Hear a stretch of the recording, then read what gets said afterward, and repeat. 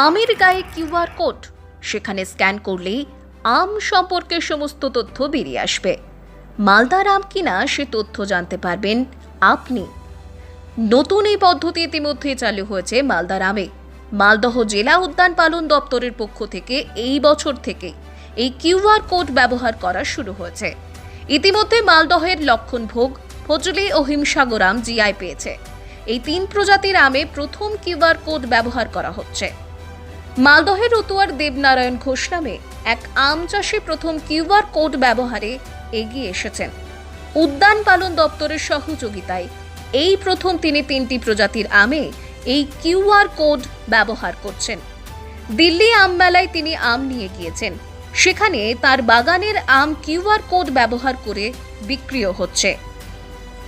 আগামীতে উদ্যান পালন দপ্তরের উদ্যোগে জেলার সমস্ত কৃষকদের আমে এই কিউআর কোড ব্যবহার করার পরিকল্পনা রয়েছে। এতে করে খুব সহজেই মালদহের আম চিনতে পারবেন সাধারণ ক্রেতারা।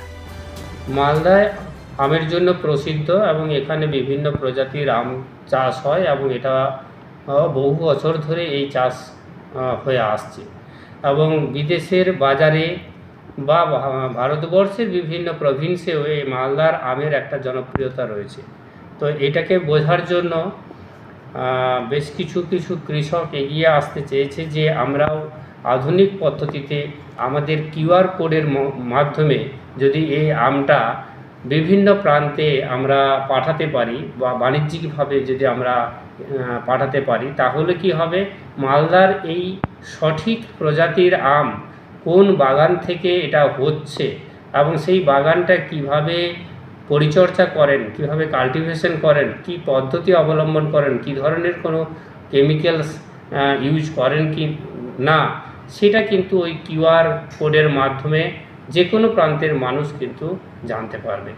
তো এখনো পর্যন্ত আমাদের যে জিআই যে 3টে আম পেয়েছে, হিমসাগর, ফজলি এবং লক্ষণভোগ, এই আমগুলো একজন কৃষক যিনি আমাদের চাষবাস করছেন রতুয়াতে, সেই কৃষকের মাধ্যমে আমরা এই জিআই প্রাপ্ত আমগুলোকে বিভিন্ন প্রান্তে ছড়িয়ে দেওয়ার জন্য ওই কিউআর কোড অবলম্বন করেছি এবং সেটা প্রথম ইনিশিয়ালি এটা চালু হয়েছে এবং এবারে দিল্লি আম মেলাতে এই কিউআর কোড যে স্টিকার, সেই স্টিকার কিন্তু ওই আমের মধ্যে থাকবে এবং যারাই কিনবে ওই কিউআর কোডটাকে স্ক্যান করার মধ্য দিয়ে, প্রত্যেকের কাছেই মোবাইল থাকবে, সেটা স্ক্যান করলে তার ডিটেলসটা জানা যাবে যে এই আমটা কোথা থেকে এসেছে, সেই বাগানের মালিক কি, সেই বাগানের ফার্মিং প্রসেসটা, সমস্ত ডিটেলস কিন্তু জানতে পারবে।